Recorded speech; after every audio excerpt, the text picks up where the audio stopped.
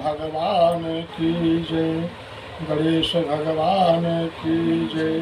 जगत जननी जगदम्बिके मातु की जय। बोले सब देवतन की जय।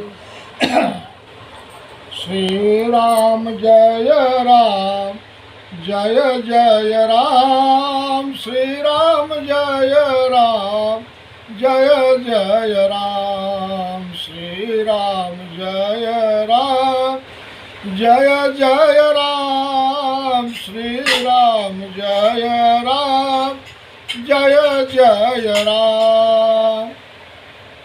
आज सभी राम भक्तों को, भगवान शंकर के भक्तों को, माता पार्वती जी के भक्तों को शिव विवाह की कथा प्रारंभ की जा रही है।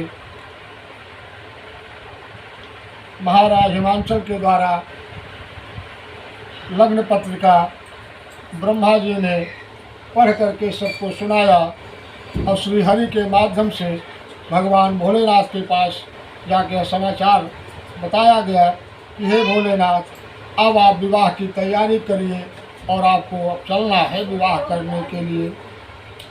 भगवान भोलेनाथ ने कहा चलो अच्छी बात है। विवाह की तैयारी होने लगी। देवता लोग अपने अपने वाहन को बड़े अच्छे से सजाने लगे सवारन सकल सुर वाहन विविध विवान। हो ही सगुन मंगल सुबद करहि अक्षरागान। जब देवता लोग नाना प्रकार के अपने वाहन सजाने लगे, उनकी पत्नियां अच्छे अच्छे वस्त्र पहनने लगी, सब लोग सज धज के तैयार हो गए बारात में चलने के लिए। उसके बाद भगवान श्री हरि ने कहा हे भोलेनाथ, आप भी तैयार हो जाइए। अब भोलेनाथ क्या करें? भोलेनाथ तो कैलाश पर निवास करते हैं।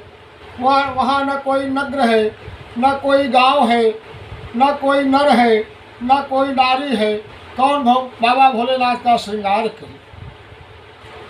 क्योंकि विवाह के समय दूल्हे का श्रृंगार नारियां करती है। भोलेनाथ ने कहा हे गणों, अब यहाँ पर कोई समाज तो है नहीं, नारियां नहीं हैं, आप लोग ही हमारा श्रृंगार करें। तो गण लोग जो थे भगवान भोलेनाथ के गण, वो सब भगवान भोलेनाथ का श्रृंगार करने लगे। कैसे श्रृंगार कर रहे हैं? शिव ही शंभु गण करहि श्रृंगार। जटा मुकुट यरि भोर सवारा। कुंडल कंकन पहिरे ब्याला। तन विभूति पटके हरि छाला। शशि ललाट सुंदर सिर गंगा। नयन तीन उपवीत भुजंगा। गरल कंठ पुर नर सिरमाला। अशिव बेश शिव धाम कृपाला। कर त्रिशूल अरु डमरु बरारा विराजा। चले बसह चढ़ी बाजहि बाजा। देख शिवहि सुर त्रियस्मुष काही। बरलायक दुल्हन जगनाही।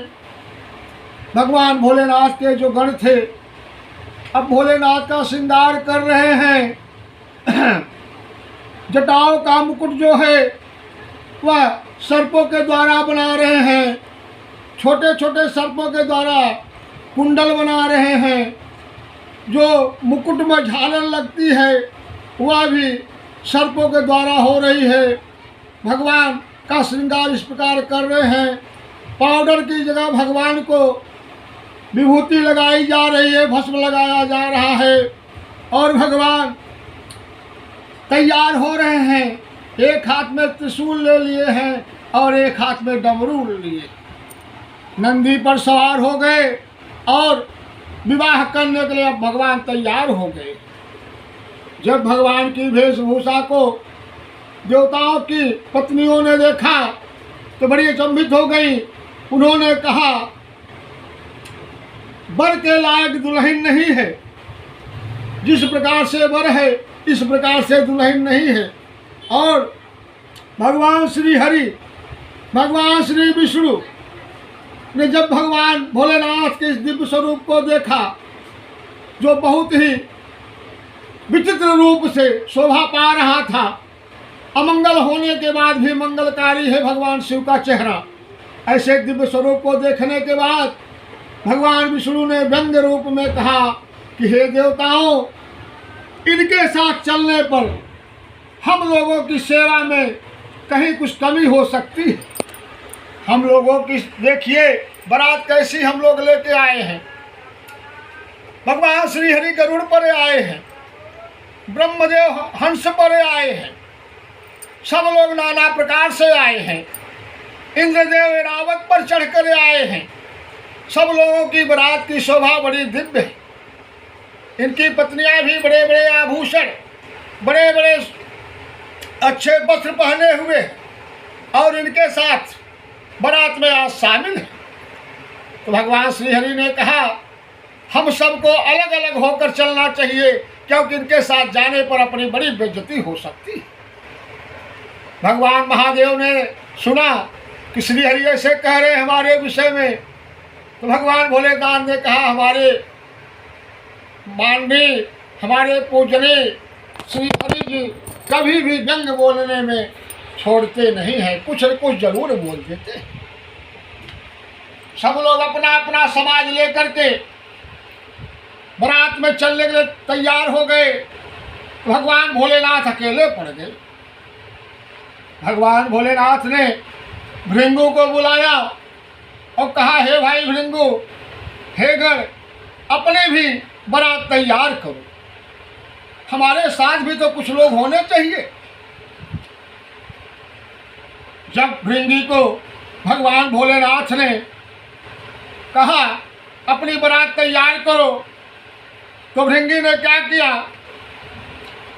अरे शिव अनुशासन सुनि सब आए, प्रभु पद जलज शेष तिन्ह नाये।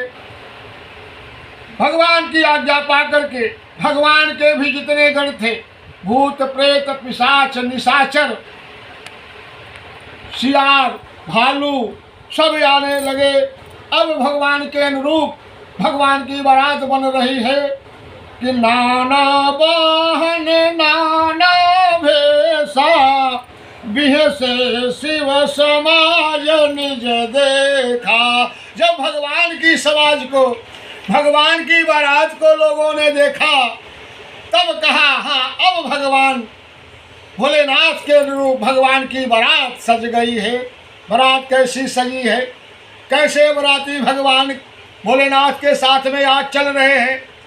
अरे को मुखहीन विपुल मुख कहो, बिनु पद कर को बहुपद बाहो, विपुल नयन को नयन विहीना, हृष्ट पुष्ट को अति तन खीना। भगवान भोलेनाथ की बारात में ऐसे बाराती हैं कि किसी के पास मुख ही नहीं, और किसी के पास मुख है तो उसके शरीर में मुख ही मुख व्याप्त है। कोई बिना पाँव का है और किसी के पास इतने पाँव है कि कुछ कहा नहीं जा सकता। किसी के पास एक भी आँख नहीं है और किसी के पास तमाम आँखें लिए है। ऐसे भगवान की सेना आज तैयार हो गई। कोई बिल्कुल कमज़ोर है तो कोई इतना बलशाली दिख रहा है कि उसकी बात ही क्या कहना। और जितने भी आज गण आए भगवान के, भूत प्रेत पिशाच, सबके मुख में ताज़ा खून लगा हुआ है, जैसे कहीं से वो लोग आहार लेकर के आ रहे हैं। जब बाराती तैयार हो गए, बाजा बजने लगा तो सब लोग नाच रहे हैं। देवताओं की समाज अलग है, श्री हरि की समाज अलग है और भगवान भोलेनाथ बोले श्याम रामचंद्र भगवान की था आपको अब अगले भाग में दिखाई जाएगी, बताई जाएगी। बोले शंकर भगवान की जय।